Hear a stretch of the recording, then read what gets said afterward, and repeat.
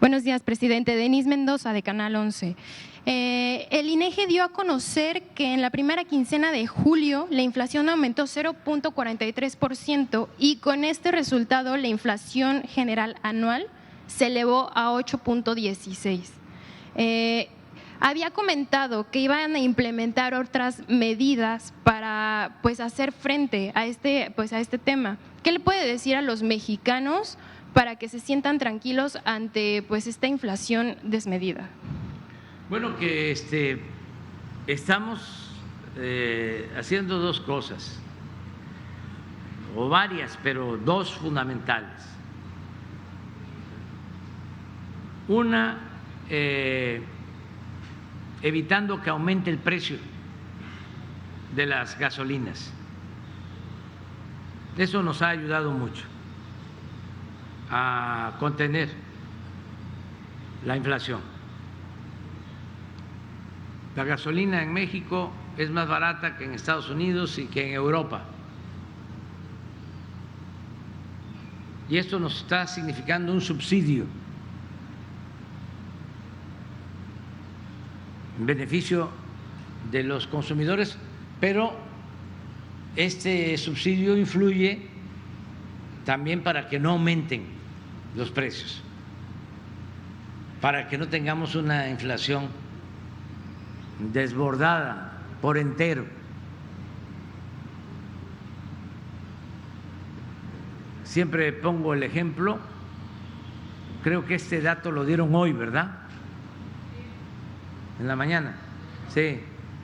Siempre pongo el ejemplo de Estados Unidos. Ellos traen una inflación de 9.1. La proyección que tiene INEGI, ¿de cuánto es? 16%. 8,16. Y ellos tienen 9.1. ¿Ante esta cifra, presidente? Pero aquí es importante destacar que de ese componente de 8,16 nuestro debe estar como 0.6, 0.7 lo de energético. Y en Estados Unidos está a razón de 2.6 aproximadamente en energético. Por lo que estamos haciendo, que fue tu pregunta, esto nos significa una inversión que no gasto de cerca de 500,000 millones al año, de continuar así todo el año, un año completo.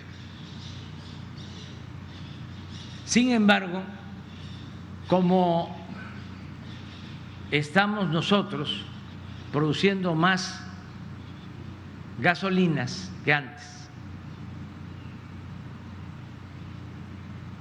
por primera vez en muchos años se tienen utilidades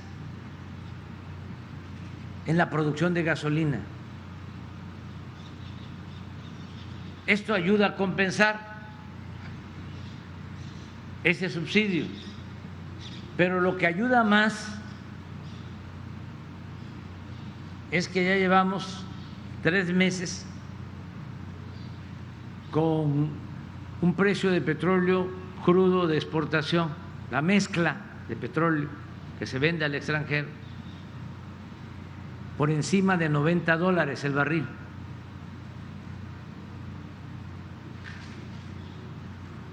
Entonces, en el balance, aun cuando estamos subsidiando la gasolina, el diésel,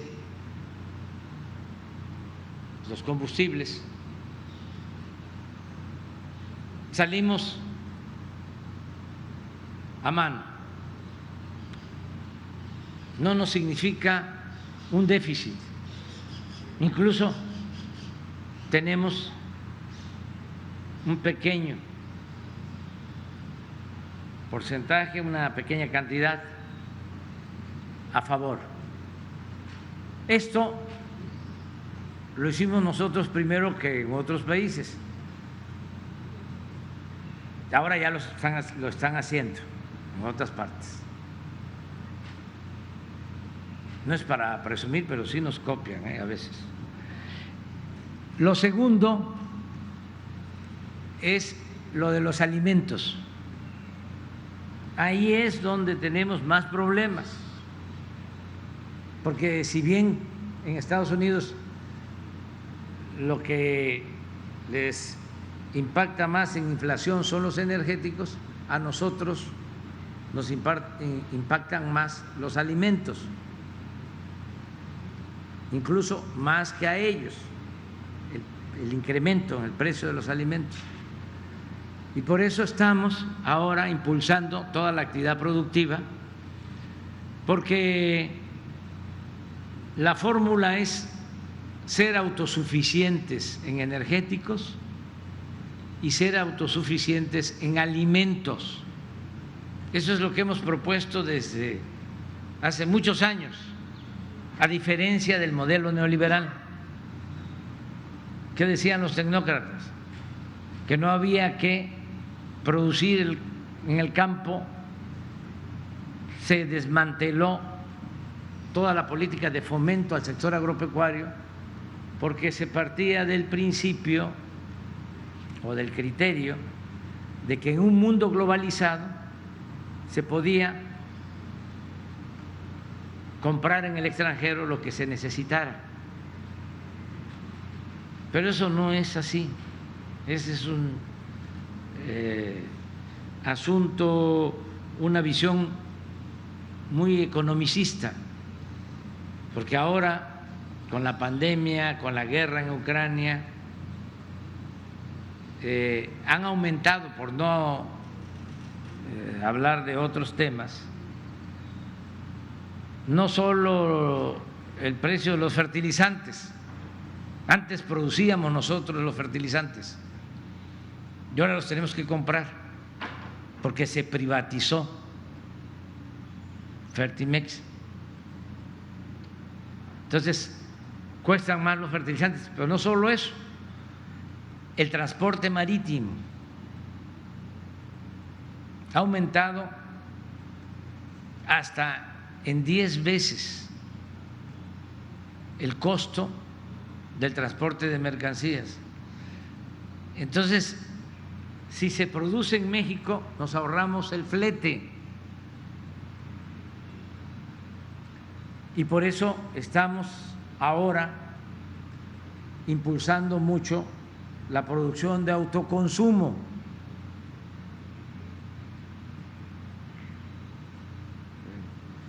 Esto es que se produzca maíz, frijol, y estamos fortaleciendo nuestras plantas de producción de fertilizantes. Y el plan que tenemos es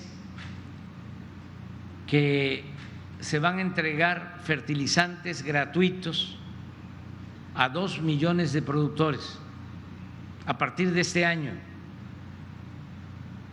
Nos dejaron unas plantas. Es una historia de corrupción que me va a llevar tiempo aquí explicar. Pero en pocas palabras, en el tiempo de Salinas privatizaron las plantas y en el gobierno del presidente Peña las compraron de nuevo. O sea, son privatizadores y son estatistas al mismo tiempo.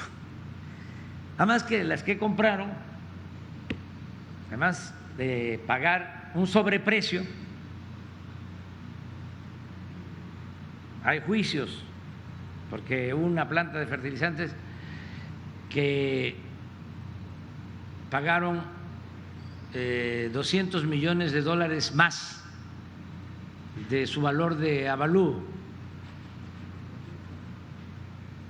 y se compraron plantas en Lázaro Cárdenas, Michoacán, que ya estaban en muy mal estado, casi en ruinas. Entonces, las estamos rehabilitando. Este año empezamos ya con la rehabilitación de esas plantas son 530 millones de dólares que estamos destinando para producir más fertilizante. El fertilizante se extrae del gas, es la materia prima principal. Del gas se saca el amoníaco y del amoníaco se saca la urea, y estamos rehabilitando estas plantas. Pero además, ahora que fui a Estados Unidos, le planteé al presidente Biden, a los integrantes de su gobierno, al secretario de Agricultura de Estados Unidos, de que nos vendieran a precios justos 1 millón de toneladas de fertilizantes. Y aceptaron. Entonces vamos a tener fertilizante porque, ojalá y me equivoque, pero se va a prolongar el periodo de inflación. Nosotros vamos a controlarlo, pero necesitamos actuar. Esos 2 millones, ese 1 millón de toneladas de fertilizantes es para que se entregue fertilizante gratuito a 2 millones de productores de autoconsumo, los ejidatarios, pequeños propietarios que tienen pocas superficies y que producen para el autoconsumo. También aquí aprovecho para informar, eso le corresponde al gobernador porque él ha ayudado en las gestiones, pero ya se va a abrir la exportación de aguacates de Jalisco a Estados Unidos. Ya no solo va a ser Michoacán, esto va a ayudar, no tiene que ver con los básicos, pero ayuda mucho al campo.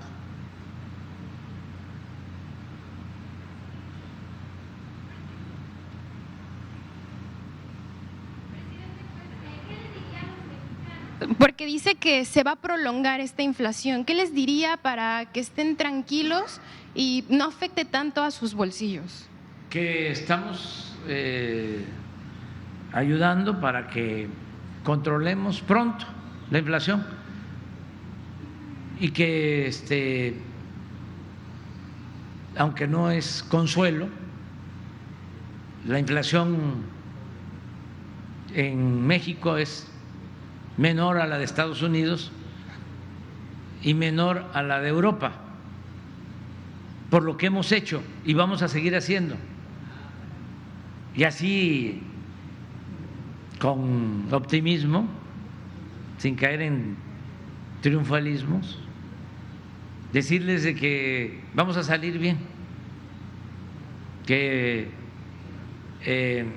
vamos a controlar la inflación pronto. Y el dato de ahora lo que demuestra es eso, aunque se incrementa, pasa de 8.1, a ver si tienen ahí el dato, ya traíamos 7.99. Incrementó 0.43 y ya se tiene 8.16%. Así es, o sea, traíamos 7.99 y pasó el promedio 8.16. En Estados Unidos, en el último dato, traían 8 y pasó a 9. Digo, para compararnos. Desde luego no queremos que haya incrementos de precios. Estamos trabajando en eso, pero ahí vamos. ¿Qué ventajas tenemos? Porque también tengo que defender a nuestro proyecto. Antes, porque hay algunos que piensan que, por ejemplo, la delincuencia, como ayer, que planteaban de que los desaparecidos, ¿no? 100,000 en nuestro gobierno, como si la violencia hubiese surgido con nosotros, por la manera en que manejan la información.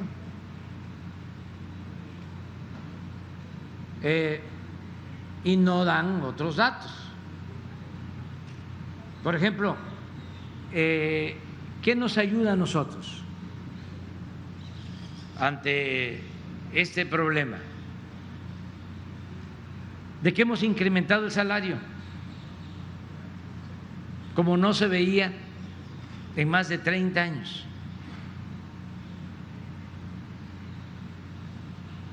O sea, el salario se ha incrementado por encima de la inflación. Esto ayuda a que no haya pérdida del poder adquisitivo del salario. Durante los 30 años, 36 años de predominio del neoliberalismo, el salario en muchos años estuvo por abajo de la inflación. La pérdida del poder adquisitivo del salario en los 36 años fue del 70%. A ver, lo explico de manera sencilla. Cuando inició la política neoliberal hace 36 años, 1 kilo de tortilla, un salario mínimo alcanzaba para 50 kilos de tortilla. 50 kilos de tortilla. Cuando nosotros llegamos al gobierno, el salario mínimo alcanzaba para 5 kilos.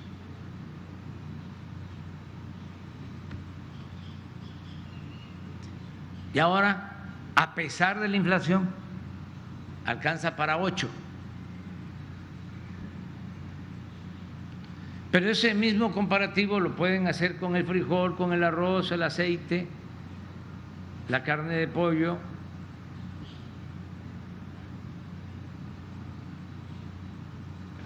Eso es protección. Antes no repartían utilidades a los trabajadores.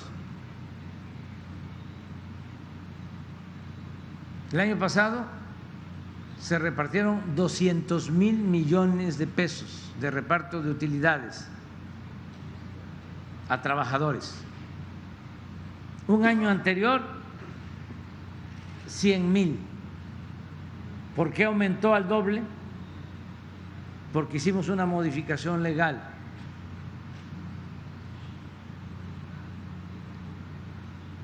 Entonces, todo esto ayuda a atemperar los efectos de la crisis. Y sí vamos a seguir insistiendo en que se reduzca la inflación, porque afecta mucho la inflación.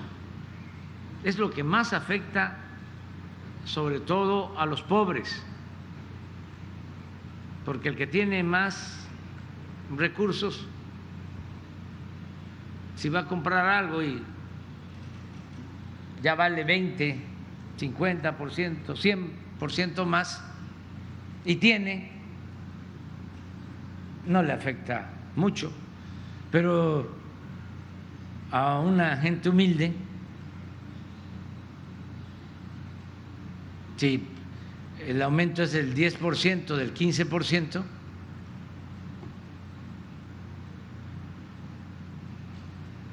afecta bastante, afecta más. Entonces estamos conscientes de esto. A propósito, deseo que se pongan de acuerdo los telefonistas con la empresa o la empresa con los telefonistas, que haya acuerdo, que se concilien, que si están así, que se corran,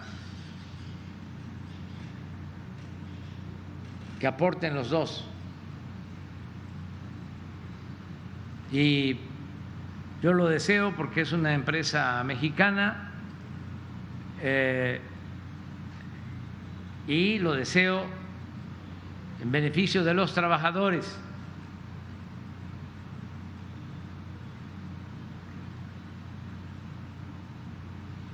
Y se tiene que conciliar. Y tengo mucha confianza porque Carlos Slim es una gente sensible, sabe que son otros tiempos.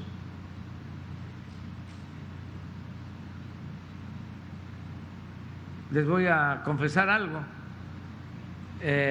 Hace como 3 años más,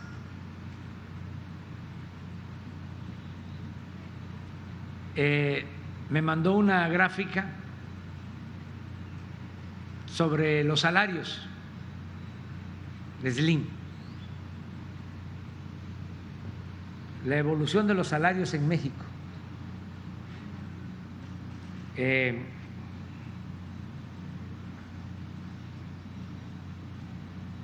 Reconociendo de cómo fueron perdiendo poder adquisitivo los salarios en México con relación a China. ¿No tendrás la fórmula? Está en mi libro. Esa gráfica me la envió él, porque cuando empieza China a tener mucho crecimiento económico, se manejaba de que su ventaja comparativa con relación al mundo eran los bajos salarios que pagaban. Pero eso fue al inicio y no fue ese el único factor que influyó en que creciera la economía de China. Pero al paso del tiempo resulta que los salarios en China son más altos que los salarios en México. Y esa gráfica creo que es en la salida, en la economía moral. Bueno, esto él me lo envió.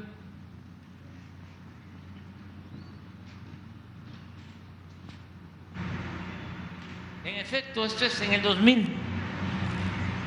Esta es China y este es México en salario. Pero miren, para los aplaudidores, los que le queman incienso al neoliberalismo, miren, en cambio el salario en China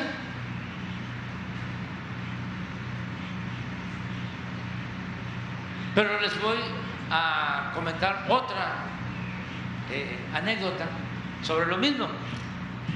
Ahora que estuvimos en Estados Unidos nos reunimos empresarios o con empresarios de Estados Unidos y de México. Intervino Slim y dio a conocer algo parecido, pero comparando salarios de México con Estados Unidos.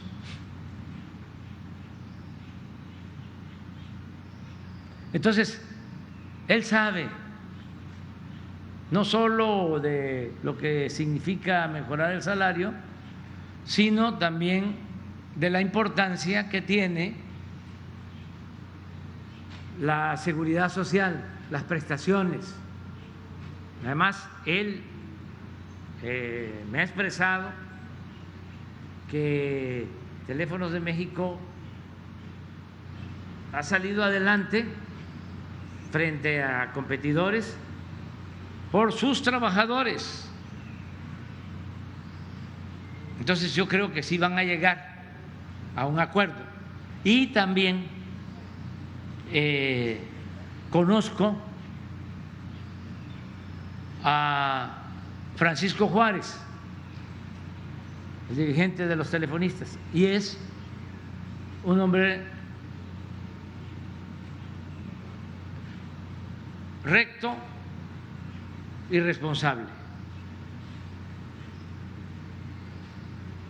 Entonces, puede ser que hoy ya lleguen a un acuerdo, si no mañana.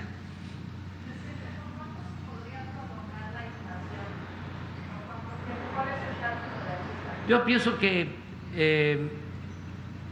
a más 3 meses más. No, porque no va a ser. No, yo creo que para octubre, noviembre ya empieza a bajar. Ese es mi pronóstico. Porque van a empezar también a cambiar las condiciones internacionales. A nosotros nos gustaría mucho de que se llegara a un acuerdo de paz entre Rusia y Ucrania, porque eso nos ha afectado a todos y no hay que descartarlo, porque se puede llegar a un acuerdo. La política se inventó para evitar la guerra y todas las guerras son malas.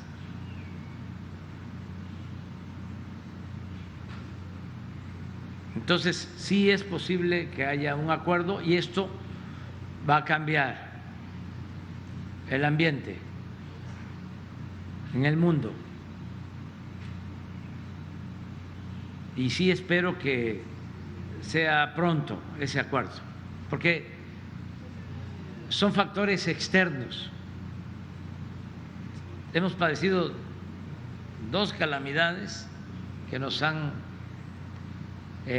traído muchos dolores, sufrimientos externas, la pandemia y esta inflación que es mundial, propiciada, más que nada precipitada, exacerbada por la guerra en Ucrania, que ya venía mal la economía, se complicó con la pandemia y terminó de agravarse con la guerra.